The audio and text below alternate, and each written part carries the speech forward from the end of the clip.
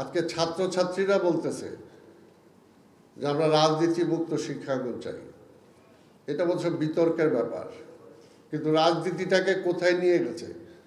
রাজনীতিটা নাই, রাজনীতির নামে আজকে অপরাজনীতি চলে আসছে। সেই কারণেই কিন্তু আজকের এই অবস্থাটা সৃষ্টি হয়েছে। ভালো মানুষ হিসাবে যদি আপনার ছাত্রছাত্রীকে আপনি গড়ে তুলতে না পারেন, তাহলে আপনার ছাত্র যদি একটা খারাপ কাজ করে মানসিকভাবে কিন্তু আপনিও সেটার জন্য দায়ী। আজকে এই যে আজকে সমাজ ব্যবস্থায় আজকে যে এমন একটা ধস নামছে, নীতি নৈতিকতার যে একটা একে চরম বিপর্যয় চলে গেছে, এটাকেও যদি এইটা রেস্ট যদি টাইনা ধরতে হয়, সেটাও কিন্তু এই শিক্ষকদের কিন্তু দায়িত্ব সেখানে একটা বিশাল। অন্যকে কি করছে দরকার নেই, আমারটা আমি করি, আমারটা আমি করি, তাহলে দেখবে যে সব আস্তে আস্তে ঠিক হবে, সব ঠিক হবে। এই দেশটার হ্যাঁ আজকে অবস্থায় গেছে, সেটার জন্য যদি খালি আরেকজনকে খালি আমি দায়ী করি, তাহলে তো হবে না। আমি কতটুকু কন্ট্রিবিউট করলাম সেটাকেও আমাকে হিসাব করতে হবে, চিন্তা করতে হবে।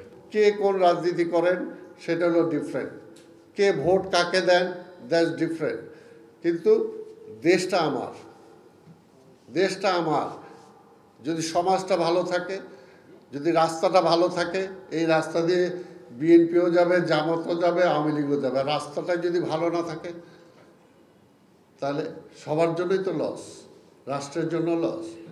তা আমরা যাতে সেই ব্যবস্থাটা, সেটা কিন্তু সবচেয়ে বড় কথা যে সেটা সব কিছু ডিপেন্ড করে শিক্ষকদের উপরে, শিক্ষকদের উপরে। সমাজ গড়ার কারিগর আপনাদেরকে বলা হয়, তো সমাজ গড়ার কারিগর হিসাবে সেই কারিগররাই যদি ঠিক না থাকে তাহলে কিভাবে হবে? এবং সেখানে চেষ্টা করতে হবে যে সব কিছুর ঊর্ধ্বে উঠে আপনাদেরকে কাজ করার জন্য। একটা মেধার কোনো বিকল্প না। একটা মেধাবী যে কোনো ঘরে জন্মগ্রহণ করতে পারে, যদি না সে তো আমার কিছু না, তাহলে হবে হবে না। কবরে দেখেন যে হাজার হাজার কোটি টাকা অনেকে কামাইছে, আজকে দেখেন কোথায় কোথায় চলে গেছে।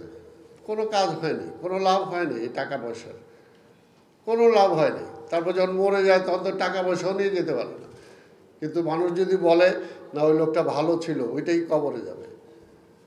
তা আজকে কিন্তু এটারই বড় অভাব, এটারই বড় অভাব। আমরা খালি চাই, সবাই খালি মন্ত্রী হইতে চায়, এমপি হইতে চায়, বিশাল টাকার মালিক হইতে চায়, বিশাল ইন্ডাস্ট্রিয়ালিস্ট হইতে চায়। আরে ভাই, এটাকে সবাই যদি হইতে চায় এটা একই, তাহলে কীভাবে হবে? দেশের এই অস্থিরতা যাতে কমে আসে, দেশটা যাতে ভালো দিকে যায়, সেটার জন্য আমরা সবাই দোয়া করব। দেশটা ভালো হলে আমাদের সবার জন্যই ভালো।